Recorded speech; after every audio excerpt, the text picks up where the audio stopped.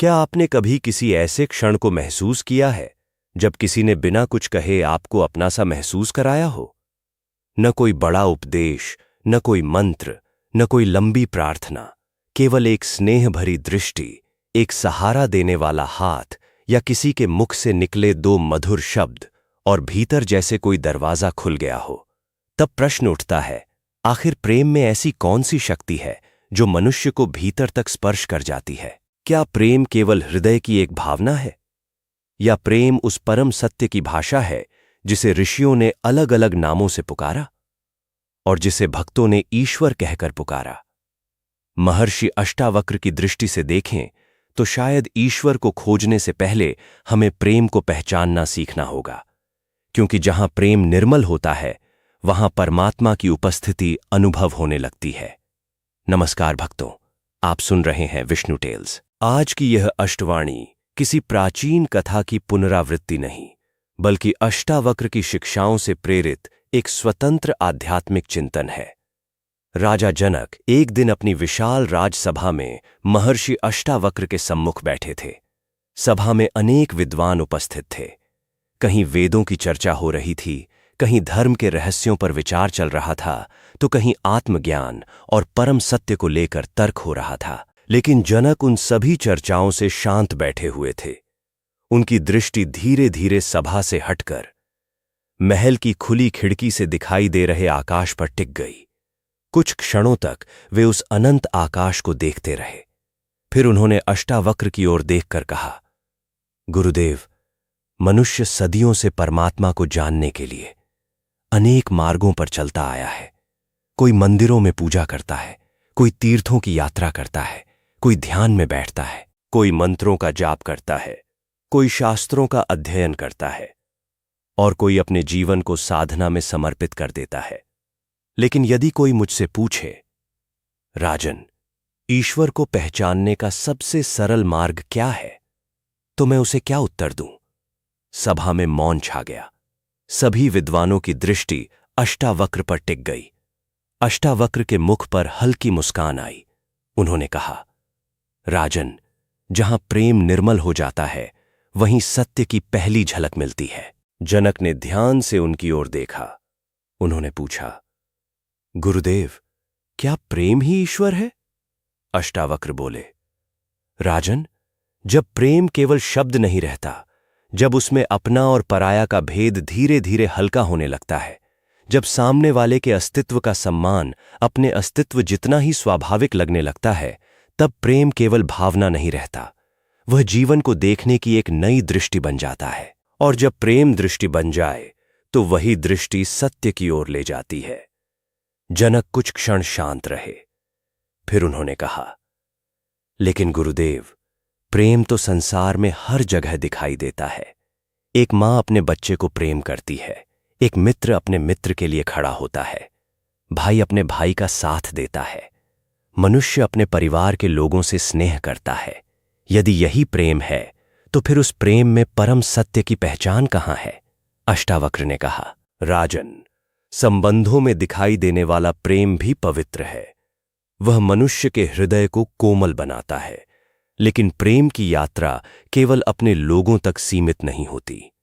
जब वही स्नेह संबंधों की सीमा से आगे बढ़कर एक अनजान व्यक्ति के लिए भी करुणा बन जाए, जब किसी ऐसे जीव के लिए भी हृदय में भावना उठे जिससे हमारा कोई परिचय नहीं, जब किसी दूसरे के अस्तित्व को देखकर मन में केवल यह विचार न आए कि यह मेरे लिए क्या है, बल्कि यह भाव उठे, यह भी उसी जीवन का हिस्सा है जिसका मैं हिस्सा हूं, तब प्रेम अपने गहरे स्वरूप की ओर बढ़ने लगता है।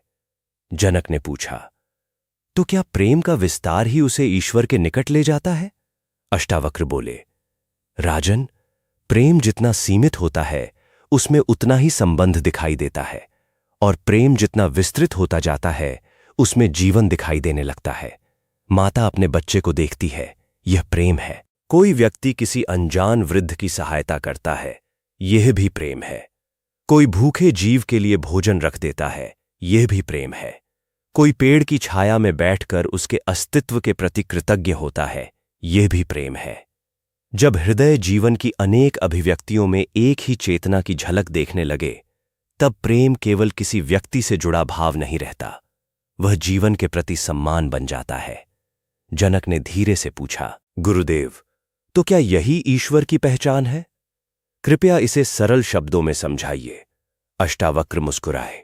उन्होंने कहा, राजन, ईश्वर को पहचानने के लिए हमेशा किसी असाधारण अनुभव की आवश्यकता नहीं होती।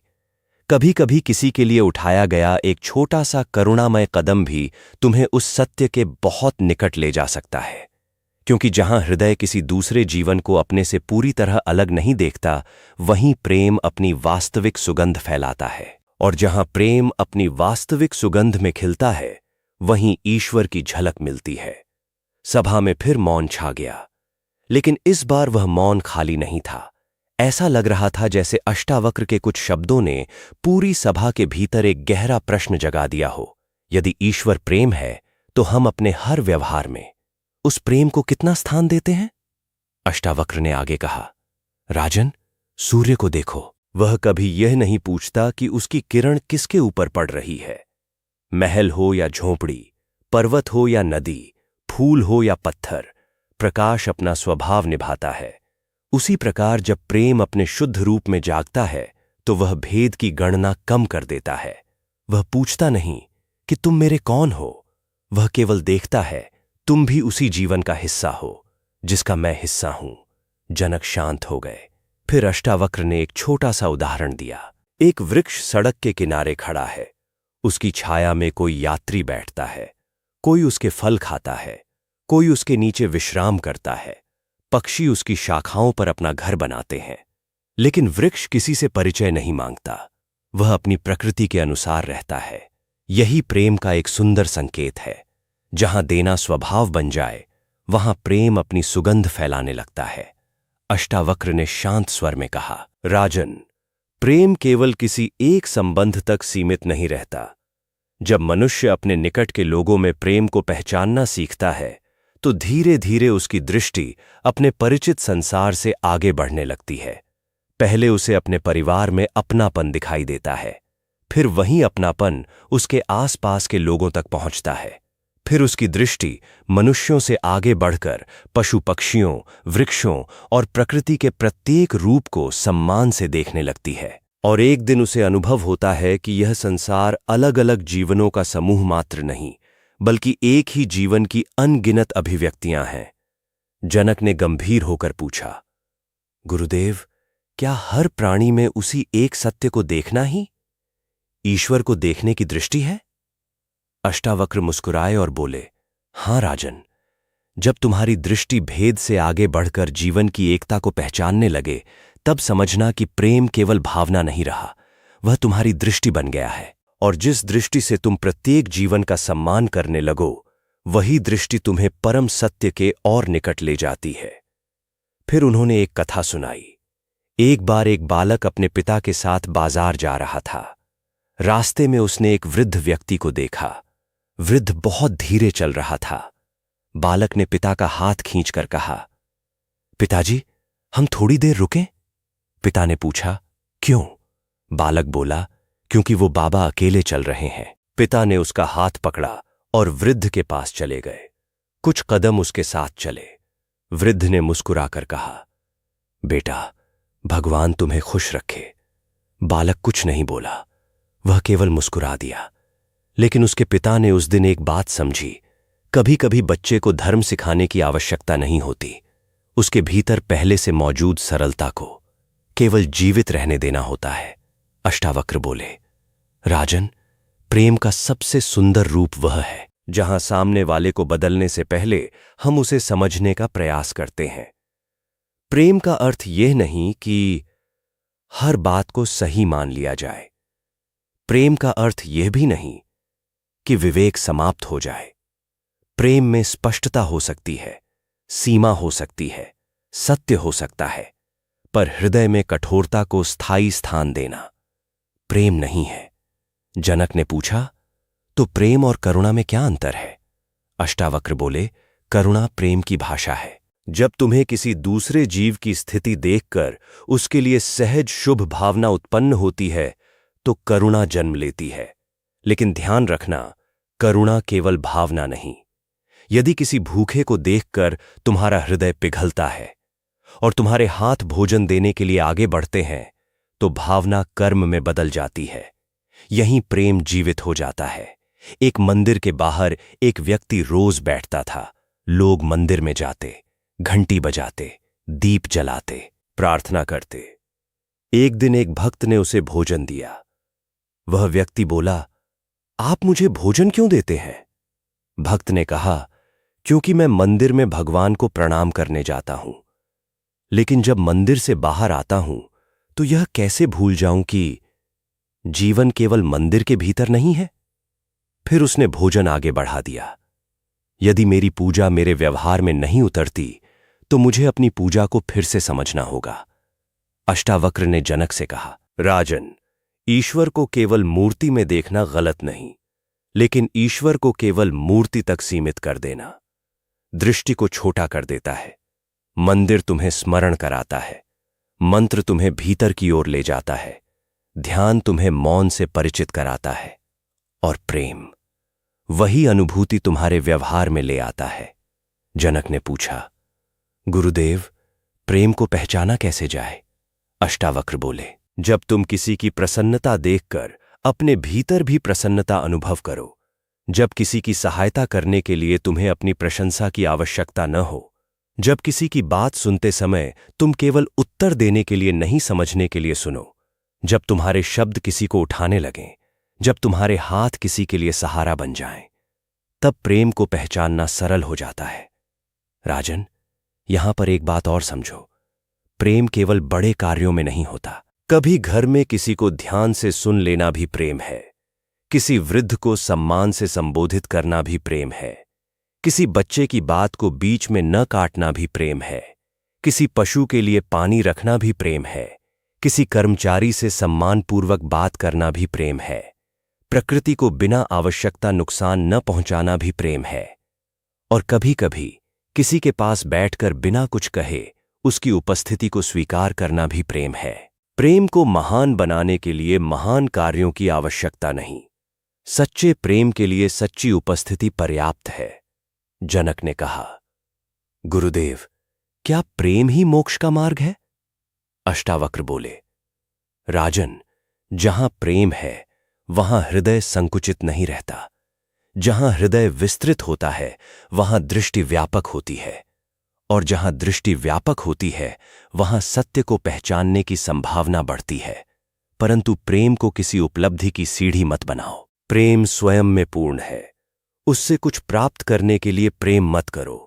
प्रेम इसलिए करो क्योंकि तुम्हारे भीतर प्रेम का स्वभाव जाग सकता है। जनक ने पूछा, यदि कोई मेरे साथ अच्छा व्यवहार न करे तो क्या मैं उसके प्रति भी प्रेम रखूं? अष्टावक्र बोले, राजन, प्रेम का अर्थ ये नहीं कि तुम विवेक छोड़ दो। यदि किसी से दूरी आवश्यक है तो दूरी रखो। यदि किसी बात पर नहीं कहना आवश्यक है तो स्पष्ट रूप से नहीं कहो। यदि सत्य बोलना आवश्यक है तो सत्य बोलो, लेकिन अपने भीतर दूसरे के प्रति मानवता को समाप्त मत करो। प्रेम सीमाएं मिटाता नहीं, हृदय की कठोरता को हल्का करता है। राजा जनक कुछ देर मौन रहे, फिर बोले, अब मुझे समझ में आ रहा है। ईश्वर को बाहर खोजने से पहले मनुष्य को अपनी दृष्टि बदलनी होगी। अष्टावक्र ने कहा, हां राजन, ईश्वर को देखने के लिए नई आंखों की आवश्यकता नहीं, उसी आंखों से देखो, लेकिन दृष्टि में प्रेम जोड़ दो। कल्पना कीजिए, आप सुबह घर से निकलते हैं, एक पक्षी पेड़ पर बैठा है, उसकी आवाज सुनाई देती है। आप कुछ क्षण रुकते हैं, आप उसे केवल एक पक्षी की तरह नहीं देखते, आप देखते हैं यह भी जीवन है। फिर रास्ते में एक बच्चा मुस्कुराता है, आप सोचते हैं यह भी जीवन है। एक वृद्ध धीरे धीरे चलता दिखाई देता है, आप सोचते हैं यह भी जीवन है। एक पेड़ छाया दे रहा है, आप सोचते हैं यह भी उसी जीवन की अभिव्यक्ति है। धीरे धीरे संसार बदलता नहीं, आपकी दृष्टि बदल जाती है, और यही परिवर्तन आध्यात्मिकता की सुंदर शुरुआत हो सकता है। अष्टावक्र बोले, राजन, जब तुम्हें हर दिशा में जीवन दिखाई देने लगे तो समझना कि प्रेम केवल भावना नहीं रहा, वह दृष्टि बन गया। और जब प्रेम दृष्टि बन जाए तो संसार के साथ तुम्हारा संबंध बदल जाता है। जनक ने कुछ देर बाद पूछा, गुरुदेव, यदि प्रेम के माध्यम से सत्य की झलक मिल सकती है तो क्या इसका अर्थ यह है कि ईश्वर हमें हर जगह दिखाई देने लगेगा? अष्टावक्र मुस्कुराए। उन्होंने कहा, राजन, ईश्वर दिखाई देने वाली वस्तु नहीं, परंतु जब दृष्टि निर्मल होती है तो जीवन की प्रत्येक अभिव्यक्ति तुम्हें उसी एक सत्य की ओर संकेत करती हुई दिखाई दे सकती है, और यही प्रेम की दृष्टि है। जनक ने पूछा, तो क्या प्रेम आंखों को नहीं, दृष्टि को बदलता है? अष्टावक्र बोले, ठीक कहा राजन, आंखें वहीं रहती हैं, संसार वहीं रहता है, लोग वहीं रहते हैं, लेकिन देखने का ढंग बदल जाता है, और जब देखने का ढंग बदलता है तो संसार का अर्थ भी बदल जाता है। फिर अष्टावक्र ने सभा की ओर देखकर कहा, राजन, प्रेम को केवल भावना समझना उसकी गहराई को बहुत छोटा कर देना है। प्रेम किसी एक व्यक्ति तक सीमित नहीं। प्रेम केवल मधुर शब्दों का नाम नहीं। प्रेम केवल किसी के पास होने का नाम नहीं। प्रेम एक दृष्टि है, ऐसी दृष्टि जो दूसरे के अस्तित्व का सम्मान करती है। प्रेम एक जीवन पद्धति है, ऐसी पद्धति जिसमें तुम्हारे विचार, वाणी और कर्म जीवन के प्रति सम्मान प्रकट करते हैं। और प्रेम एक ऐसी आंतरिक सुगंध है, जब वह भीतर खिलती है तो व्यवहार में मधुरता आती है, वाणी में कोमलता आती है, दृष्टि में करुणा आती है, और मनुष्य दूसरों के जीवन को केवल अपने लाभ की दृष्टि से देखना कम कर देता है। तो आज एक छोटा सा प्रयोग कीजिए। किसी मंदिर में जाएं तो भगवान के सामने कुछ क्षण शांत बैठिए, फिर बाहर आइए। किसी एक व्यक्ति से पूरे सम्मान के साथ बात कीजिए। किसी एक जीव के लिए कुछ अच्छा कीजिए। किसी एक पेड़ को कुछ क्षण ध्यान से देखिए, और रात को स्वयं से पूछिए, आज मेरे व्यवहार में प्रेम कहां प्रकट हुआ? उत्तर बहुत बड़ा नहीं होना चाहिए। शायद वह किसी मुस्कान में था, शायद किसी सहायता में, शायद किसी को ध्यान से सुनने में, शायद किसी जीव के प्रति करुणा में।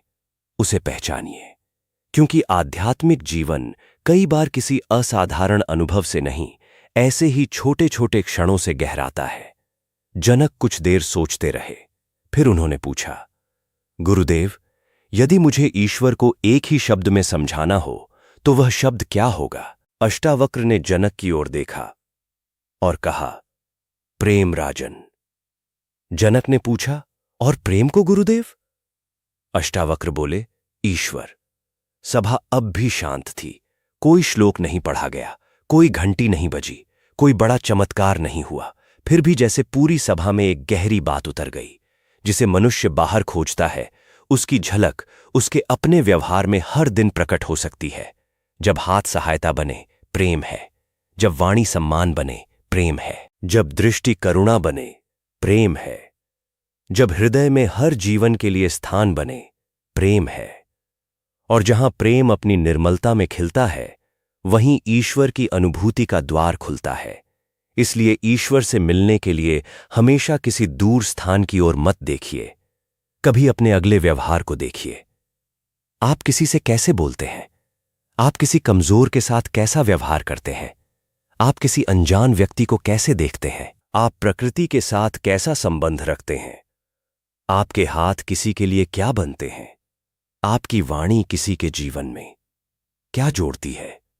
यहीं से आध्यात्मिकता किताब से निकलकर जीवन में उतरती है, और शायद तब समझ में आता है, प्रेम ईश्वर से अलग नहीं, प्रेम ही ईश्वर की सबसे सरल अनुभूति है। अष्टावक्र का संदेश बहुत सरल है।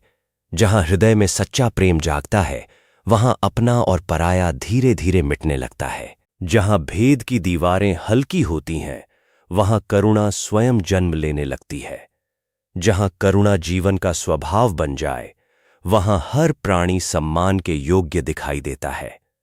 और जब दृष्टि इतनी निर्मल हो जाए कि हर जीवन में उसी एक चेतना की झलक दिखाई देने लगे, तब ईश्वर को खोजने के लिए किसी दूर मंदिर, तीर्थ या दिशा की आवश्यकता नहीं रहती, क्योंकि ईश्वर किसी एक स्थान में सीमित नहीं है। वह प्रेम में है, वह करुणा में है, वह उस मौन सद्भाव में है जो बिना किसी शब्द के दूसरे हृदय तक पहुंच जाता है। इसलिए प्रेम को केवल भावना मत समझो, उसे अपने जीवन का स्वभाव बना लो, क्योंकि जहां प्रेम अपनी शुद्धता में प्रकट होता है, वहीं परमात्मा की अनुभूति होने लगती है। यदि यह कथा आपके हृदय तक पहुंची है, तो इसे केवल सुनकर आगे मत बढ़ जाइए। एक पल ठहरिए, अपने भीतर देखिए। आज आपने किसी के साथ प्रेम से बात की, किसी को सम्मान दिया, किसी की सहायता की, किसी जीव के प्रति करुणा महसूस की? क्योंकि प्रेम केवल सुनने की बात नहीं, जीने की अनुभूति है। और जिस दिन हमारे व्यवहार में प्रेम उतरने लगता है, उस दिन ईश्वर को खोजने की आवश्यकता कम होने लगती है, क्योंकि तब समझ में आता है जिस हृदय में प्रेम है, वहीं ईश्वर की उपस्थिति है। यदि इस विचार ने आपके भीतर कुछ स्पर्श किया है, तो इसे अपने तक सीमित मत रखिए। किसी ऐसे व्यक्ति तक पहुंचाइए जिसे आज प्रेम के एक शब्द की आवश्यकता हो। और जाते जाते बस इतना याद रखिए, प्रेम ही ईश्वर है, ईश्वर ही प्रेम है। जय श्री राम।